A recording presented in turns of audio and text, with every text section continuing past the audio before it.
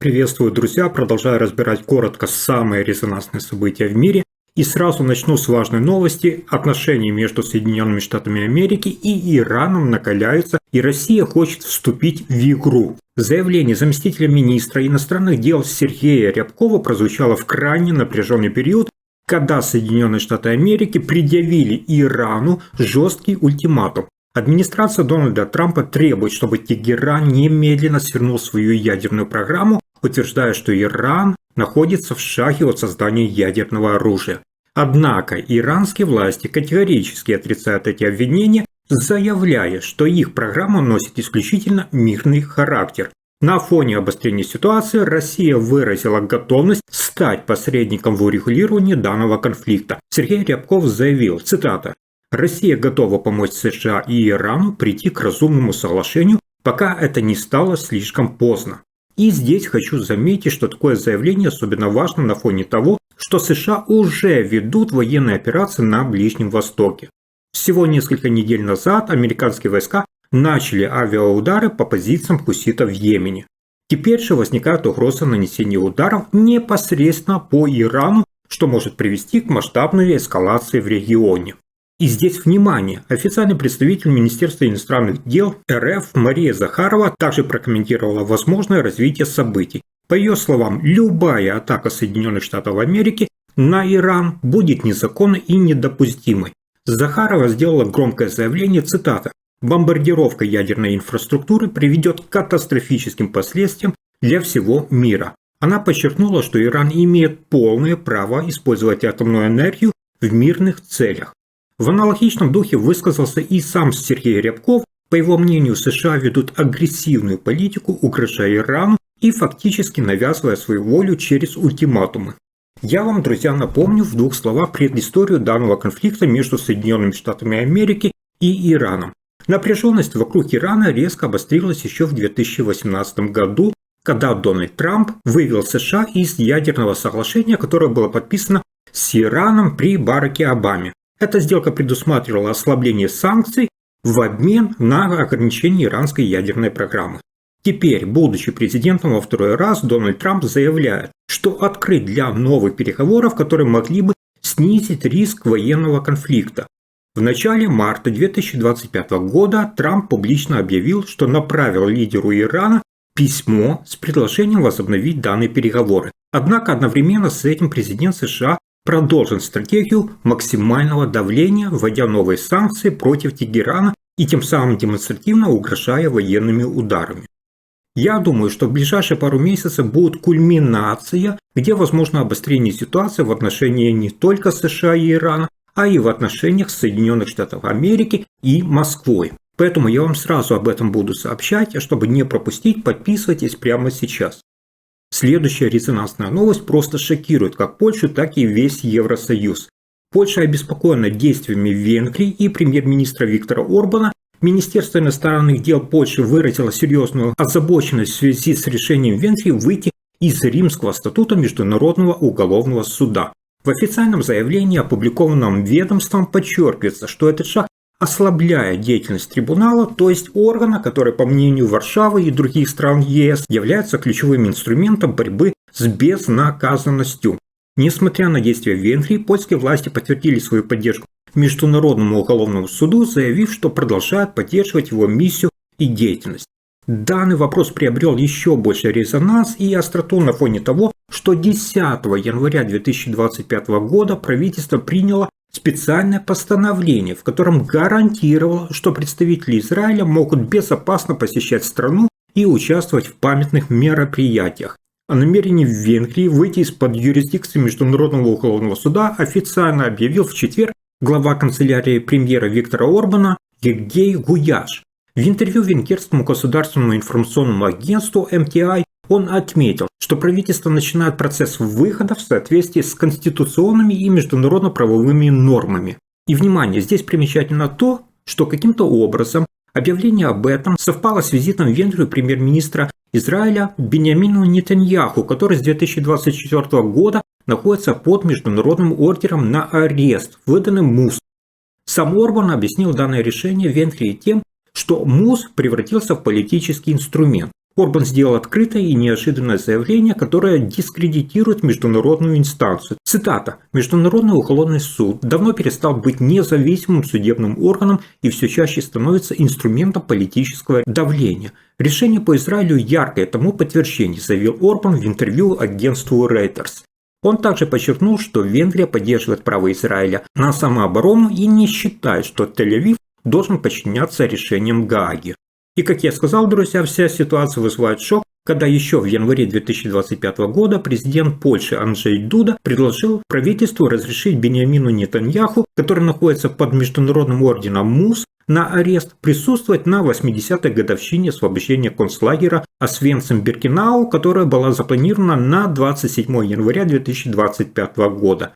Однако в конечном итоге Нетаньяху не стал рисковать и отказался от данной поездки, что еще больше обострило международный контекст данной ситуации.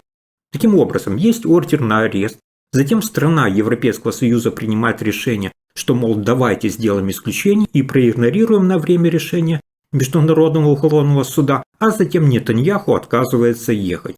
В свою очередь, премьер-министр Польши Дональд Туск также высказался по этому вопросу, подчеркнув, что ситуация требует предельной точности и осторожности. Он заявил, цитата, «Вопрос крайне деликатный. С одной стороны, у нас есть вердикт Международного суда, а с другой, очевидно, что глава израильского правительства или любой другой представитель страны должен чувствовать себя в безопасности во время визита в Освенцим, особенно в такую важную годовщину», пояснил Туск. Друзья, а вы как относитесь к Международному уголовному суду и к тому, что решение его игнорируется странами Европейского Союза, в частности той же Венгрии и Польши? Пишите в комментариях. Но давайте обратно вернемся с Польши в Венгрию. После приема израильского премьера Орбан опубликовал в соцсетях пост, в котором подчеркнул, что Будапешт является самым безопасным местом в Европе. Цитата. «Премьер-министр Нетаньяху в Будапеште в самом безопасном месте в Европе», написал венгерский лидер, подтвердив еще раз свою позицию в поддержке Израиля. Хочу заметить, что это не первый раз, когда Орбан называет Венгрию самым безопасным государством для европейской общины в Европе. Еще до начала войны между Израилем и Хамас Венгрия активно поддерживала Израиль на международной арене, используя свое влияние, в том числе во время председательства в Совете Европейского Союза во второй половине 2024 года. После начала боевых действий Венгрия не только выступила адвокатом Израиля в Европейском Союзе, но и последовательно ограничила пропалестинские акции. Будапештская полиция неоднократно запрещала демонстрации в поддержку Палестины, подчеркивая тем самым, что подобные митинги несут угрозу общественному порядку. Венгрия также оказалась важным партнером Израиля и в спортивной сфере. В ноябре 2023 года в родном городе Орбана Фельдшюте прошли матчи квалификации Евро-2024, в которой сборная Израиля сыграла против команды Швейцарии и Румынии. Это стало еще одним свидетельством поддержки Тель-Авива со стороны Будапешта. Хочу заметить, что для Нетаньяху этот визит в Венгрию стал уже вторым официальным зарубежным визитом после того, как Международный уголовный суд выдал ордер на его арест в ноябре 2024 года.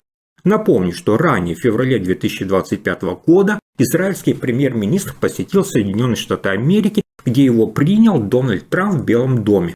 Этот визит вызвал широкий резонанс, так как вы знаете, что Международный уголовный суд обвинил Нетаньяху и бывшего министра обороны Израиля в совершении военных преступлений в секторе Газа.